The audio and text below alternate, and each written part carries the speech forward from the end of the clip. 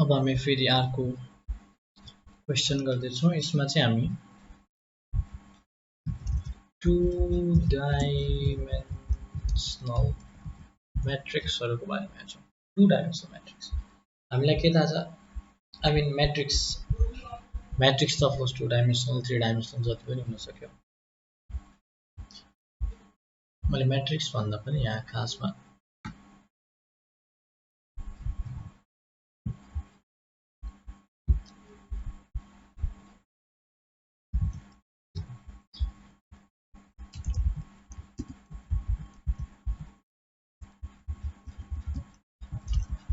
To dimensional एरे भन्न खोजेको। टु डाइमेन्सनल एरे भनेको चाहिँ हाम्रो स्ट्यान्डर्ड म्याट्रिक्सहरू चाहिँ हामी टु डाइमेन्सनल एरेमा रिप्रेजेन्ट गर्न सक्छौँ। र टु डाइमेन्सनल एरे भनेको हाम्रो एरे भनेको कस्तो हो खास यसरी कन्टिन्युअस मेमोरी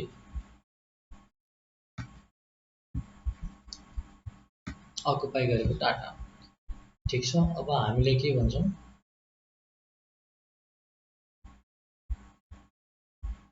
ठिक छ, यो चाहिँ एरेको एउटा एलिमेन्ट, यो एरेको अर्को एलिमेन्ट, यो एरेको अर्को एलिमेन्ट, यो एरेको अर्को। यसरी चाहिँ हामी यसलाई वान डाइमेन्सनल एरे भन्छौँ। तर यदि मानौँ हामी यस्तो पनि त गर्न मिल्छ, जुन एउटा यो छ नि, यो एउटा एलिमेन्ट भित्र अर्को जस्तो एरे बनाइदिउँ न। That is possible.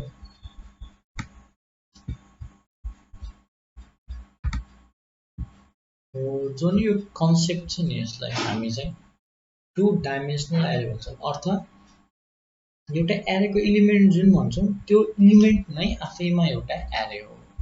सो अनि म्याट्रिक्स हाम्रो कस्तो हुन्छ? म्याट्रिक्सको बारेमा हेरौँ हामी।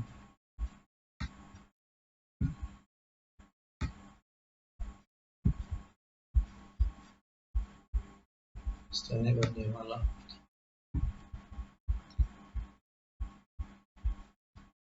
थ्री बाई थ्री म्याट्रिक्सलाई हेरौँ। एउटा,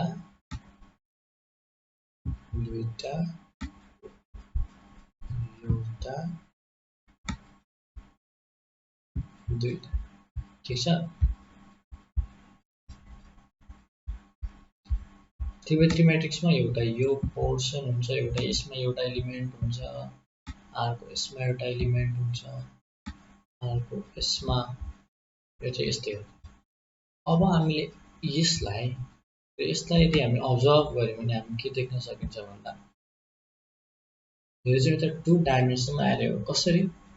यो सबै तीनटा जुन ब्लक छ नि, त्यसलाई चाहिँ हामी एउटा एलिमेन्ट मानिदिने, यसलाई पनि एउटा एलिमेन्ट मानिदिने, यसलाई पनि एउटा एलिमेन्ट मानिदिने भने एउटा एलिमेन्ट, दुईटा एलिमेन्ट र तीनटा एलिमेन्ट भएको एरे नै त भयो।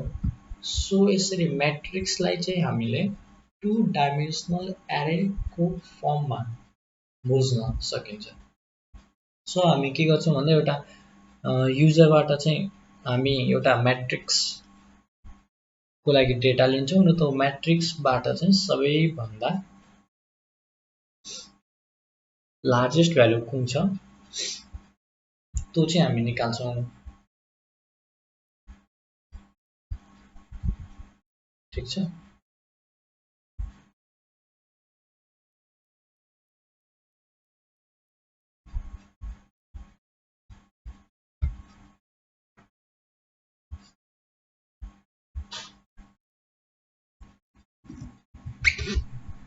WRIT write down a program to pass value to a matrix and find the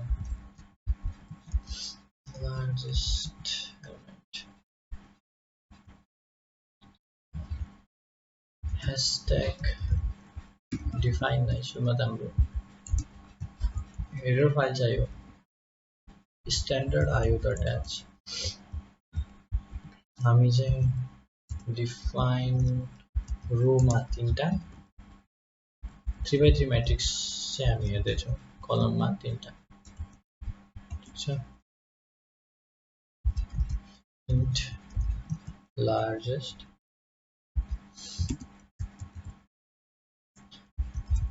int array हामी चाहिँ हाम्रो arrayलाई चाहिँ अर्को युजर डिफाइन्ड फंक्सनमा पास गर्छौँ कोलन हो त को हैन ठीक छ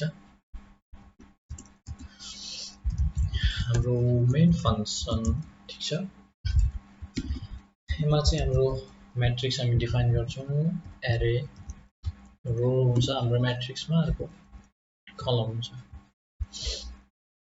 अब त्यसपछि हामी अर्को गर्छौँ इन्ट result रिजल्ट हाम्रो चाहिँ जुन सबैभन्दा लार्जेस्ट भ्यालु हो हामी चाहिँ त्यो भ्यालु चाहिँ हामी यसमा स्टोर गर्छौँ ठीक छ अब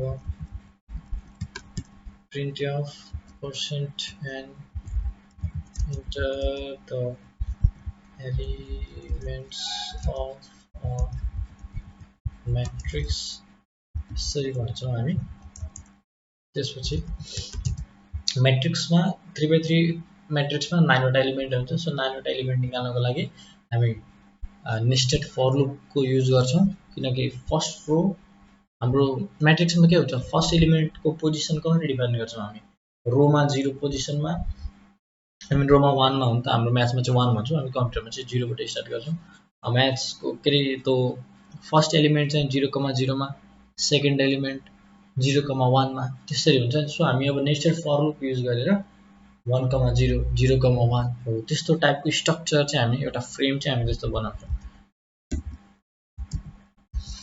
int I equals to 0 I is of course smaller than row हुनु पर्यो for int j equals to 0 j is smaller than column किनकि यो पालि चाहिँ 3x3 म्याट्रिक्स भएर j र i को भ्यालु एकै आयो सधैँ त्यस्तो हुन्छ भन्ने हुँदैन so printf value of %d कमा गरौँ %d ठीक छ हाम्रो चाहिँ म्याट्रिक्सको चाहिँ यो पोजिसनमा राख्ने नम्बर्सहरुको भ्यालु भन्दैौ हामी भनेर हामी युजरलाई भन्छौँ र युजरबाट आएको डेटालाई हामी %d इन्टिजर टाइपमा हुन्छ हामी ampersand array I अनि j भनेर गर्छौँ यहाँ चाहिँ एम्परसेन्ड युज गरेको कारण चाहिँ एरे I j भनेपछि स्क्वायर ब्र्याकेट राखेपछि चाहिँ I र j भनेपछि फर्स्ट 0 0 छ भने फर्स्ट एलिमेन्टलाई यसले चाहिँ रिप्रेजेन्ट गर्छ एम्परसेन्ड राखेपछि चाहिँ त्यो एलिमेन्टको एड्रेसले रिप्रेजेन्ट गर्छ तर यदि यो जस्ट एरे मात्र थियो भएकोमा चाहिँ यो चाहिँ यसले चाहिँ एड्रेस रिप्रेजेन्ट गर्थ्यो र हामीले एम्परसेन्ड युज गर्न पर्दैन थियो यो चाहिँ हामीले चाहिँ हाम्रो एरेमा चाहिँ भ्यालु गर्न रिक्वायर स्टोर गरिसकेका छौं सो अब हामी result equals to largest array भनेर हामी पास गर्छौं array चाहिँ हाम्रो एड्रेस हो र हामी एड्रेस मात्र फर्स्ट एलिमेन्टको एड्रेस हामी पास गर्दैछौं result equals to largest हाम्रो रिजल्ट चाहिँ हामी लार्जेस्ट डिजिट चाहिँ हाम्रो रिजल्टमा आएर बस्छ सो हामी के गर्दिन्छौं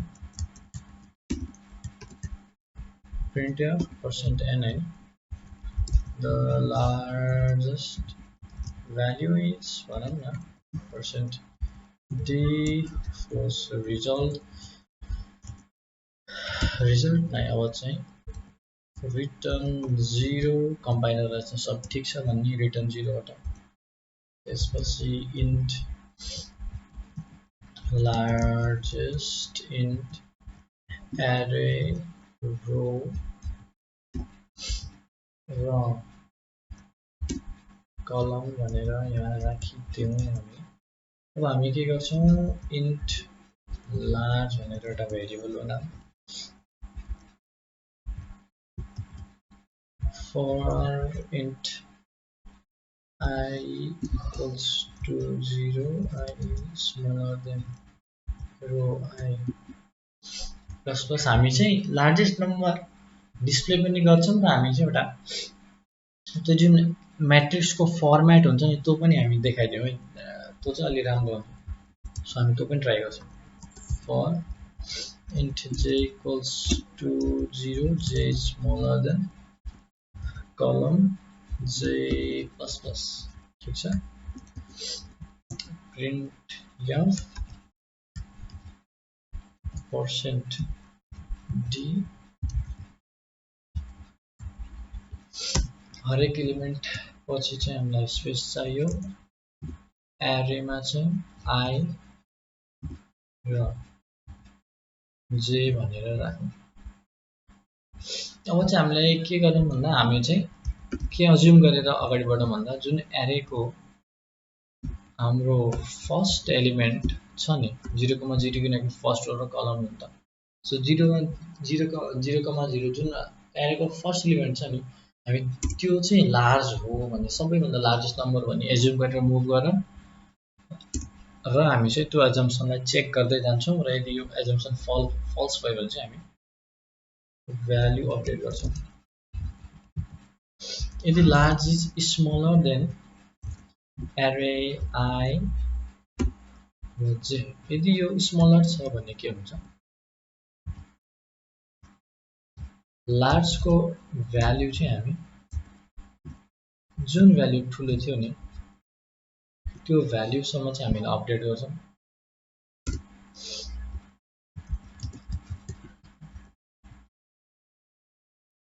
चाहिँ हरेक फर्स्ट लाइन आएपछि सेकेन्ड लाइनमा जाँदा चाहिँ स्पेस चाहिन्छ नि, सो त्यसको लागि हो। अनि रिटर्न लार्ज भन्ने भेरिएबल नै छ, ठिक छ।